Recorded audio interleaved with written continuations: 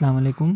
तो ये first year की केमिस्ट्री है और ये जो है ना FPISC बोर्ड का पेपर है, 2024 में आया था एंड ये फर्स्ट एनुअल का पेपर है। तो हम बहुत सारे क्वेश्चंस, बहुत सारे स्टूडेंट्स की डिमांड थी कि एक बार पास पेपर को सॉल्व की जाए, तो उसी हवाले से मैंने ये वीडियो बनाई है और जितना मैक्सिमम हो सके इस वीडियो में हम कवर करने की कोशिश करेंगे क्वेश्चंस। और टाइम अगर बहुत ज़्यादा हमारी वीडियो लंबी बनेगी तो हम नेक्स्ट वीडियो में भी इसको कवर करेंगे। तो फर्स्ट क्वेश्चन हम स्टार्ट करते हैं।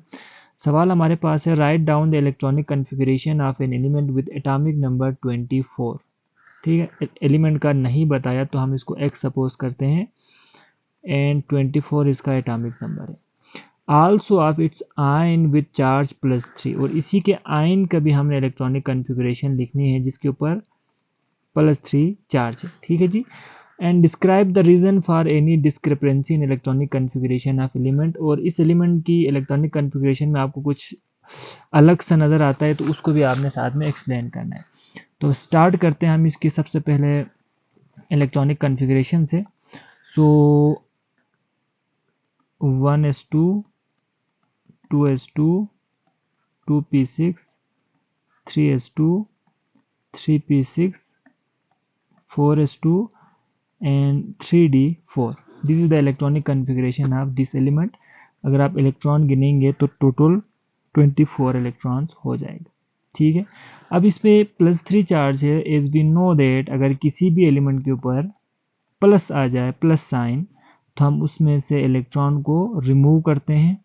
ठीक है, और अगर माइनस साइन आ जाए, जैसे -3 आ जाए, तो हम उसमें से क्या करेंगे, उसके ऊपर इलेक्ट्रॉन को ऐड करेंगे। तो यहाँ पॉजिटिव है, सो इसी एलिमेंट के आउटर मोस्ट शेल से, शेल के हम बात नहीं करेंगे, आउटर मोस्ट ऑर्बिटल से 3 इलेक्ट्रॉन को रिमूव करेंगे। ठीक है, तो हमारे पास आ जाएगा 1s2, 2s2, 2p6, 3s2, 3p6, 4s2 and 3d हमारे पास हो जाएगा 3d1।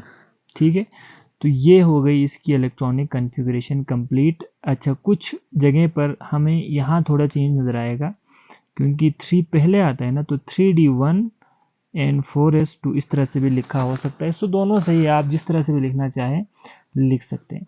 और यही जो रीज़न यहाँ पूछा है ना, डिस्क्रिपेंसी आपको नज़र आएगा तो बिल्कुल यहाँ पर नज़र आएगा।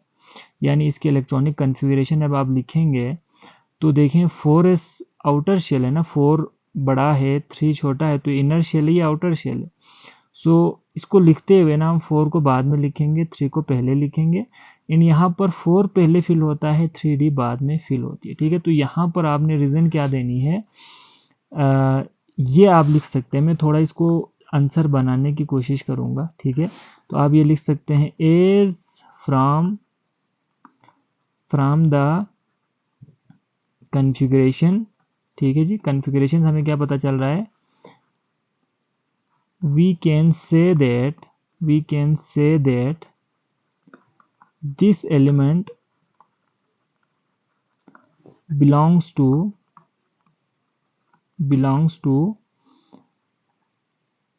Transition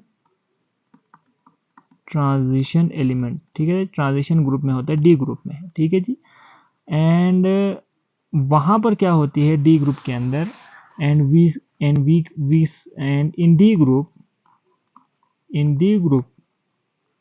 in D group elements 4s orbitals filled first and then 3d orbitals. ठीक है, तो ये आप लिख सकते हैं, ये डिस्क्रिपेंसी आपको इसके एलिमेंट में आपको नज़र आएगा। और इस तरह से भी आप लिख सकते हैं, इस तरह से भी आप इसको लिख सकते हैं। तो ये फर्स्ट क्वेश्चन हमारे पास कंप्लीट हो गया। अब इसी का ज़रा बी पार्ट हम देखते हैं कि बी पार्ट में क्या कह रहा है। Briefly explain the term with examples, enthalpy of atomization, lattice energy and electron affinity. तो हम इनको ज़रा करते हैं, एंथैल्पी ऑफ एटमाइजेशन। ठीक है जी, पहले हम इसकी डिफिनेशन को लिखते हैं कि ये क्या भला है, एंथैल्पी ऑफ एटमाइजेशन क्या होता है। सो इसकी डिफिनेशन आप इस तरह से लिख सकते हैं, जैसे हम करेंगे यहाँ पर।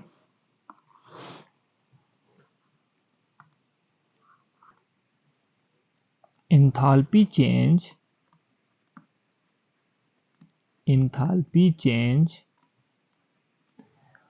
when 1 mole of gaseous atom are formed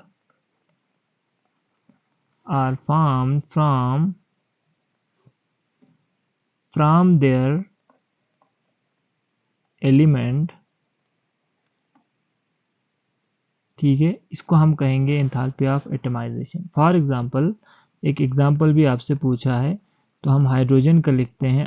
hydrogen का स्टैंडर्ड फॉर्म H2 है, तो यहाँ से H2 H में कन्वर्ट हो जाए, ठीक है जी। एंड इस दौरान जो हीट रिलीज होती है that is called enthalpy of atomization. तो इसकी वैल्यू भी हम ज़रा लिख लेते हैं, ठीक है जी। और अगर इसको बैलेंस करना है तो यहाँ हाफ लगाओ, तो ऑलवेज पॉजिटिव होगा, बिकॉज यहाँ पर सिर्फ बॉन्ड ब्रेकेज हो रहा है, बॉन्ड फॉर्मेशन नहीं हो रही। तो ये हो गए एंथैल्पी ऑफ एटमाइजेशन के डिफिनेशन। नेक्स्ट हमारे पास है लैटिस एनर्जी का, लैटिस एनर्जी, ठीक है। तो देखो एक लाइन की डिफिनेशन है और एक एग्जांपल आपने लिखनी है, बहुत ही आसान है। तो लेटेस्ट एनर्जी में हम क्या लिख सकते हैं? लेटेस्ट एनर्जी में हम ये लिख सकते हैं कि द एनर्जी रिलीज, ठीक है जी, the energy released when 1 mole of ionic compound is formed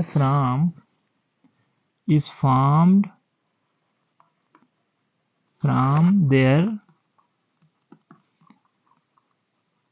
gaseous ions, ठीक है जी। This is called latest energy. एंड इसकी एक एग्जांपल हम क्या देंगे, जैसे कि Na+1 है, ये हमारे पास आयन है, ठीक है जी, गैसियस आयन मिलेंगे। Cl-1 ये भी गैसियस आयन है, ये दोनों जुड़ के NaCl बनाएगा, ये सॉलिड है। एंड इस दौरान जो एनर्जी रिलीज होगी, ठीक है जी, that energy is called lattice energy. जैसे कि यहाँ पर रिलीज होती है 787 किलो जूल पर, ठीक है जी, सिंपल था। अब थर्ड की तरफ हम जाते हैं, जो कि हमारे पास है इलेक्ट्रॉन एफिनिटी, ठीक है जी, हमारे पास है electron affinity.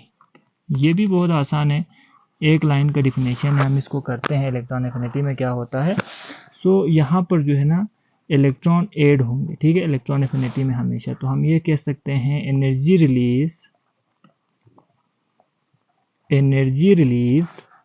when 1 mole of gaseous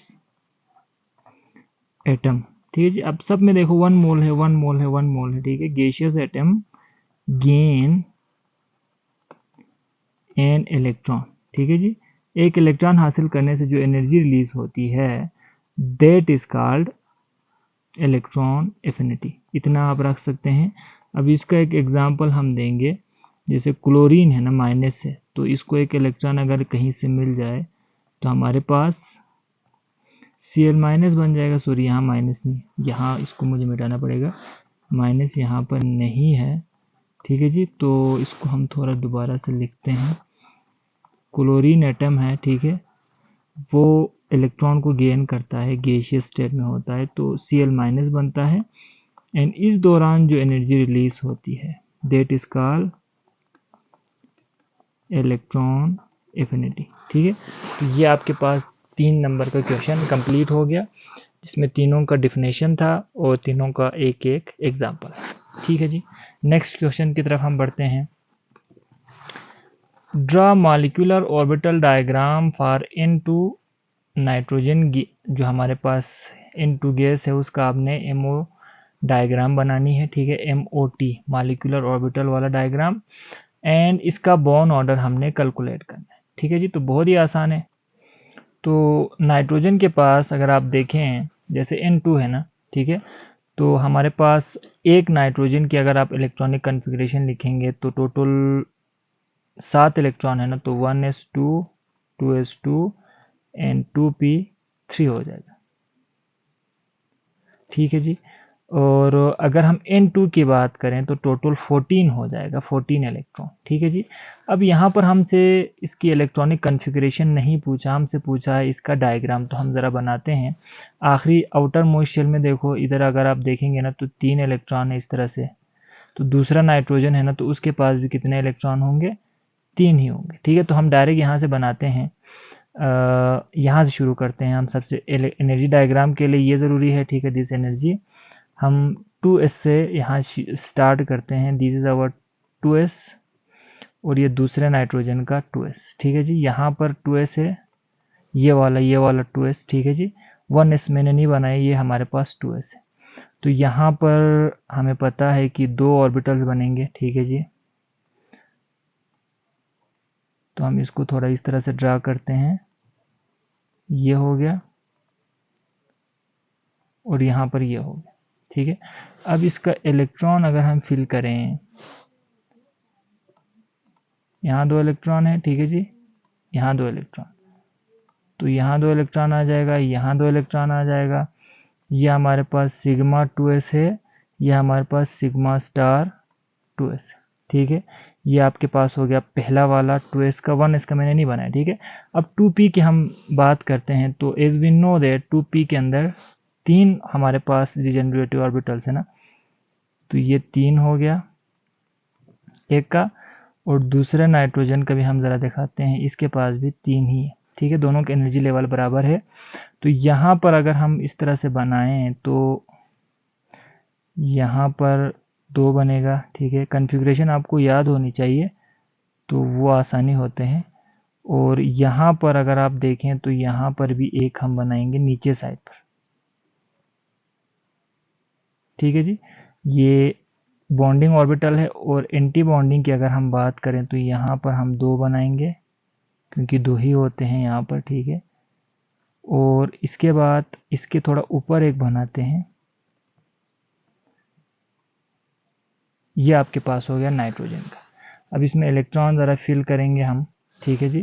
तो यहाँ पर एक है, यहाँ एक है, यहाँ एक है, इसी तरह यहाँ एक है, यहाँ एक है, यहाँ एक है। तो यहाँ से एक यहाँ पर आएगा, यहाँ से भी एक आएगा, यहाँ से एक आएगा, यहाँ से एक आएगा, 1 2 3 4 5 6 है ना, तो 1 2 3 4 5 एंड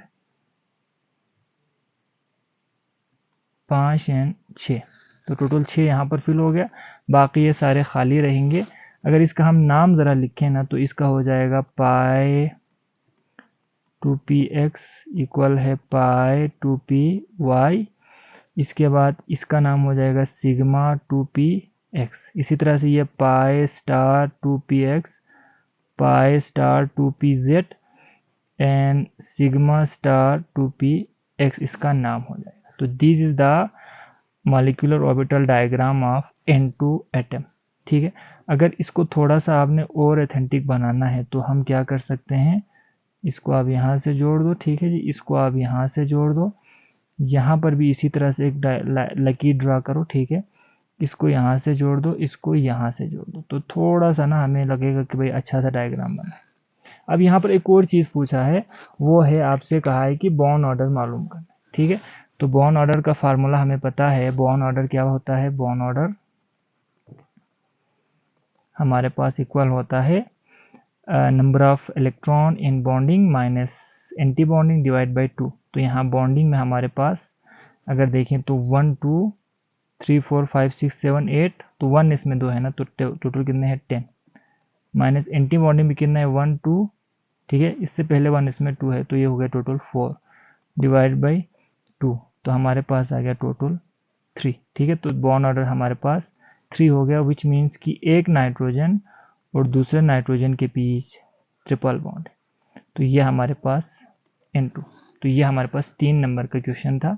अब इस तरीके से सेम इसी पैटर्न से आप पेपर पे हल कर सकते हैं, ठीक है। यहाँ पर एक और चीज़ हमने लिखना है, ये इसका नाम 2px 2py 2pz अच्छा, ये हमारे पास 2pz 2py 2px, ठीक है जी। तो ये इसका नाम कंप्लीट हो गया, सब कुछ हो गया। तो ये नाइट्रोजन का हमने बना दिया, ठीक है। नेक्स्ट क्वेश्चन की तरफ जाते हैं, जो कि हमारे पास है व्हाट इज डायनेमिक इक्विलिब्रियम। तो ज़रा करते हैं जी डायनेमिक इक्विलिब्रियम का, dynamic equilibrium.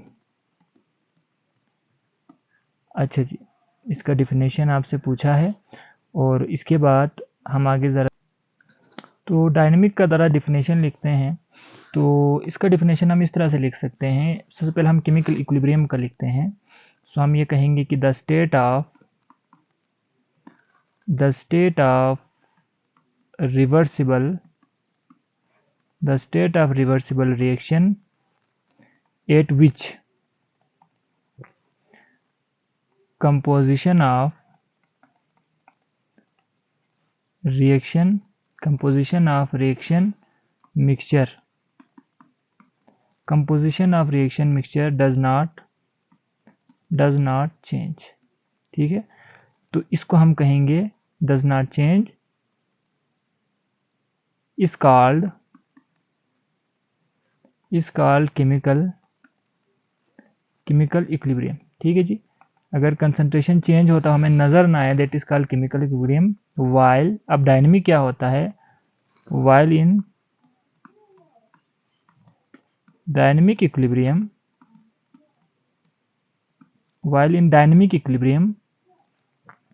the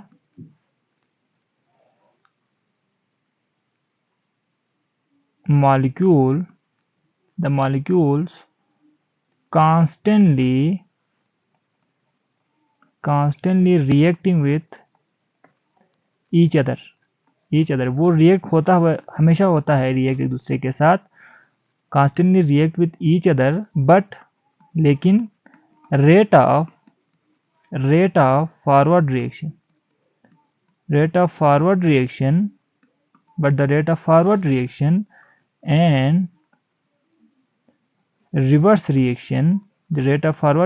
and reverse reaction is the same, ठीक है जी, is the same। यानी हम ये कह सकते हैं it is balanced, तो that is called dynamic equilibrium। ये हो गया। अब दूसरा पार्ट है, how does it exist between two physical state, describe by giving examples. तो हम एक बेहतरीन एग्जांपल देंगे जो हम हर वक्त सुनते हैं। जैसे कि हमारे पास वाटर है, ठीक है जी, पानी है, और पानी हमारे पास गैसियस फॉर्म में है, ठीक है जी, गैसियस फॉर्म में है, और दूसरा वही पानी है जो कि हमारे पास लिक्विड फॉर्म में। तो ये दोनों डायनेमिक इक्विलिब्रियम में हो सकता है, ठीक है। यानी हम कह सकते हैं कि vaporization is always in dynamic equilibrium with condensation, ठीक है जी। या फिर आप ये कह सकते हैं कि आइस डायनेमिक इक्विलिब्रियम में हो सकता है वाटर के साथ, लिक्विड वाटर के साथ, ठीक है जी, लिक्विड वाटर के साथ। आइस तो सॉलिड होते हैं, तो ये भी इसका एक बेहतरीन एग्जांपल है। तो यहाँ पर जस्ट आपने एग्जांपल देना था और यहाँ से आपको पूरे 3 नंबर मिल जाते हैं। नेक्स्ट क्वेश्चन की तरफ जाते हैं, जो कि हमारे पास है, what is molar volume. Simple है, बहुत ही सिंपल है। तो इसका डिफिनेशन आप इस तरह से लिख सकते हैं, जो 1 mole of any substance, sorry gas लिख दिया मैंने, 1 mole of any substance occupies, ठीक है, वो कितना जगह घेरता है, ऑक्युपाइज 22.414 dm³ ऑफ वॉल्यूम, ठीक है जी। एक मोल हमेशा इतना जगह घेरता है, and this volume is known as molar volume, ठीक है जी। यानी एक मोल 22.414 वॉल्यूम घेरता है, एंड उसी वॉल्यूम को मोलर वॉल्यूम कहा जाता है। अब अगला पार्ट है हमारे पास कैलकुलेट वाला, ठीक है जी। तो हमसे क्या पूछा है, हम ज़रा डेटा बनाते हैं जी यहाँ पर, ठीक है, थोड़ा हम इसको डेटा बनाते हैं। तो न्यूमेरिकल है, आपसे वॉल्यूम पूछा है, ठीक है जी, हमसे पूछा है वॉल्यूम। तो वॉल्यूम हमसे पूछा है एंड मास ऑफ Cl2 हमारे पास गिवन है 2000 ग्राम। ठीक है, तो अब इसका अगर आपने सॉल्यूशन करना है तो सिंपल सी बात है, हम ज़रा रिकॉल करते हैं फार्मूले को। हमारे पास वॉल्यूम का फार्मूला क्या है, मोल मल्टीप्लाई बाई 22.414 dm³। मोल हमें चाहिए, मोल यहाँ पर गिवन नहीं है, मास है। ठीक है, तो अब मोल का फार्मूला ज़रा लगाओ ना भाई। मोल क्या होता है, मास अवर मॉलिक्यूलर मास या मोलर मास। ठीक है, मास हमारे पास गिवन है, मॉलिक्यूलर मास हमारे पास मौजूद नहीं है, तो मैं यहाँ लिख सकता हूँ मॉलिक्यूलर मास या मोलर मास ऑफ Cl2 कितना होता है, 1 का 35 है तो 2 35 दूनी 70। ठीक है, ग्राम पर मोल। तो इस फार्मूले में पुट कर दो वैल्यूज को। ठीक है, तो हमारे पास क्या बनेगा, मोल इक्वल है 2000 ग्राम डिवाइडेड बाई 70 ग्राम पर मोल। ग्राम और ग्राम कैंसिल, हमारे पास यहाँ से मोल आ जाएगा। मेरे पास कैलकुलेटर नहीं है, आप खुद कैलकुलेट कर सकते हैं। ठीक है जी, अब मोल आया है तो इस फार्मूले में पुट कर दो, वॉल्यूम वाले फार्मूले में। वो हमारे पास है मोल मल्टीप्लाई बाई 22.414 dm³। ठीक है जी, तो हमारे पास यहाँ से वॉल्यूम आ जाएगा dm³ में, आपके पास आंसर आ जाएगा। ठीक है, इतना ही सिंपल था और ये आपके पास 3 मार्क के क्वेश्चन थे। नेक्स्ट की तरफ ज़रा बढ़ते हैं। हमारे पास नेक्स्ट जो क्वेश्चन है वो है जी 5, क्वेश्चन नंबर 4 सॉरी, अभी हमारे पास और भी हैं क्वेश्चंस, में थोड़ा नीचे चला गया। क्वेश्चन नंबर 3 का पहला पार्ट है, दूसरा पार्ट है हमारे पास how are element arrange in different block of periodic table. तो ये सवाल भी काफ़ी इजी है हमारे पास। तो आपसे पूछा है कि एलिमेंट को पीरियोडिक टेबल में ब्लॉक के हिसाब से कैसे अरेंज किया गया है। ठीक है, तो हम ये कहेंगे इसके आंसर में, इसके आंसर होगा कि देयर आर 4 ब्लॉक्स होते हैं ना, 4 ब्लॉक्स इन पीरियोडिक टेबल। ठीक है जी, नेम्ड एज, उसका नाम क्या है, named as s p d and f block, इनके नाम ये है। ठीक है, अब इसमें हम थोड़ा सा इसको इंटरेस्ट नहीं बनाते हैं, हम थोड़ा डिस्क्राइब करते हैं कि एस में कौन कौन से ग्रुप हैं, पी में कितने हैं, एंड डी और एफ में कितने हैं। ठीक है, तो हमारे पास एस एलिमेंट, अगर हम एस ब्लॉक की बात करें, ठीक है, तो S block consist of group 1 and 2। ठीक है, इसको एस ब्लॉक में रखा गया है। और एस ब्लॉक में क्यों रखा गया है, क्योंकि जो इनकी जो इलेक्ट्रॉनिक कन्फिग्रेशन है वो एस सब शेल पे ख़त्म हो जाती है, अगर आप देखेंगे तो। ठीक है, इसी तरह से पी ब्लॉक हमारे पास में ग्रुप नंबर 13 से, ठीक है जी, ग्रुप नंबर 13 से ग्रुप नंबर 18 तक के एलिमेंट्स होते हैं। ठीक है, और इसको पी क्यों कहा जाता है, क्योंकि इनका जो इलेक्ट्रॉनिक कन्फिग्रेशन है वो पी सब शेल पे ख़त्म होता है। इसी तरह से डी वाले ब्लॉक में हमारे पास ग्रुप 3 से लेकर ग्रुप 12 तक आता है, और ये डी सब शेल में इसके इलेक्ट्रॉन्स आके ख़त्म हो जाते हैं। एंड एफ ब्लॉक में हमारे पास, ठीक है जी, एफ ब्लॉक में हमारे पास टोटल 2 ग्रुप्स होते हैं। उनका नाम क्या है जी, उनको कहा जाता है लेंथेनाइट्स एंड एक्टिनाइट्स, इनको कहा जाता है। ठीक है जी, और ये जो है ना डी सब शेल में इनके इलेक्ट्रॉन ख़त्म हो जाते हैं। तो इतना इन्फॉर्मेशन हमारे लिए काफ़ी है ये समझाने के लिए कि एलिमेंट को कितने ब्लॉक्स में और कैसे अरेंज किया हुआ है। हो गया, नेक्स्ट क्वेश्चन की तरफ जाते हैं। वो है why does carbon form large number of organic compound, give 3 reason. Carbon large number of organic compounds क्यों बनाते हैं। तो इसका मेन रीज़न तो केडिनेशन है, तो हम 3 रीज़न देते हैं। फर्स्ट रीज़न हम ये बताएंगे कि केडिनेशन की वजह से, ठीक है, केडिनेशन ऑफ कार्बन, पहला रीज़न तो ये है। ठीक है, makes single double and triple bond. पहला रीज़न तो कैटेनेशन का हो गया, ठीक है जी। सेकेंड रीज़न क्या होगा हमारे पास, ये होगी कि इनके अंदर जो है ना काइनेटिक स्टेबिलिटी होती है। काइनेटिक स्टेबिलिटी यानी जब बॉन्ड बना लेते हैं ना तो ये स्टेबल बन जाते हैं, ठीक है जी। काइनेटिक स्टेबिलिटी इनके अंदर आ जाती है ऑफ ऑर्गेनिक कंपाउंड्स। जब तक स्टेबल ना हो तब तक वो रिएक्शन करने की कोशिश करेंगे, जब स्टेबल हो जाएगा तो रुक जाएगा, ठीक है।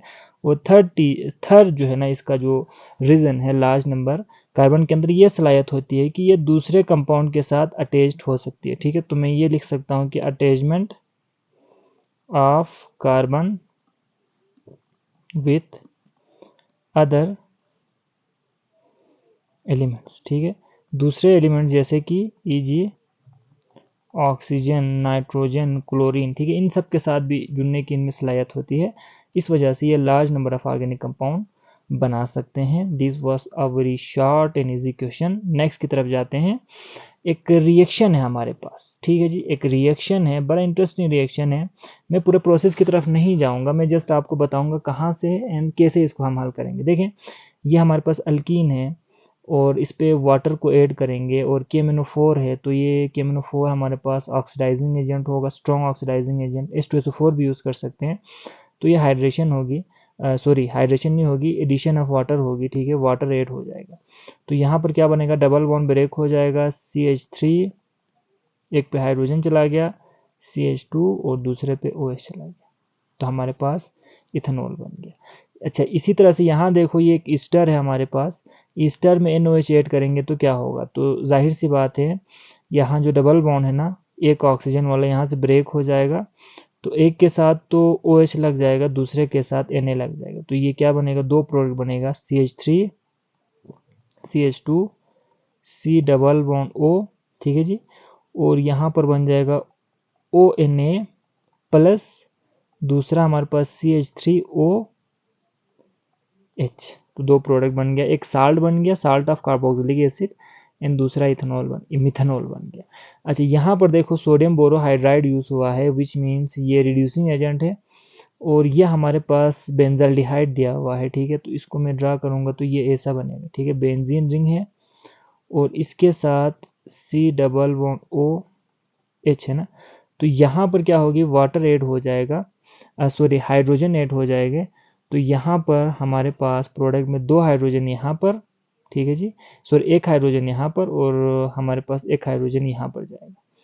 तो प्रोडक्ट क्या बनेगा, मैं थर्ड प्रोडक्ट को यहाँ बना लेता हूँ, तो इस तरह से बेंजीन रिंग इफेक्ट नहीं होगा, तो CH2OH, ठीक है। तो हमारे पास ये वाला प्रोडक्ट बनेगा अल्कोहल वाला।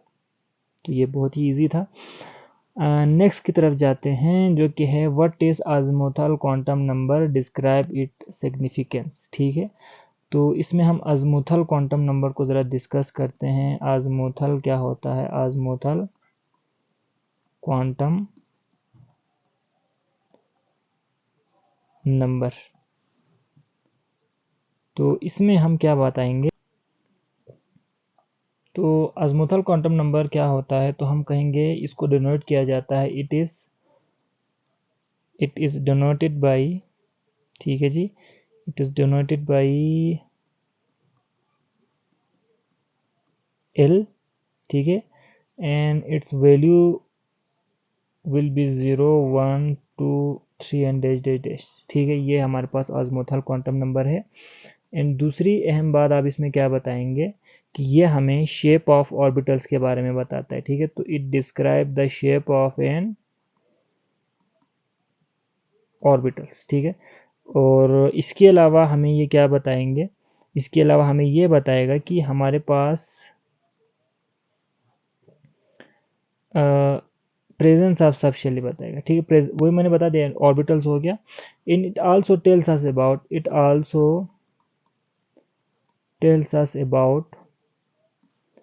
About the size of an atom, ठीक है। जितनी ज़्यादा इसकी वैल्यू होगी उतना ही वो एटम बड़ा होगा, क्योंकि उसमें इतना ही ज़्यादा शेल्स मौजूद होंगे, ठीक है। और इसी तरीके से एक और चीज़ हम क्या बता सकते हैं, जो हमारे पास एल की वैल्यू है वो किसके बराबर होते हैं, n-1 के बराबर होते हैं, और विच मीन्स ये 0 1 2 एंड 3 डैश डैश डैश। और हम क्या बता सकते हैं इसमें आज़मूथल में, हम ये बता सकते हैं कि अगर हमारे पास L की वैल्यू 0 होगी then it represents S subshell, या S हमारे पास सबशेल या S ऑर्बिटल्स, ठीक है। इसी तरीके से अगर L की वैल्यू 1 होगी तो ये क्या रिप्रेजेंट करेगा, ये हमारे पास P सबशेल को रिप्रेजेंट करेगा, ठीक है जी।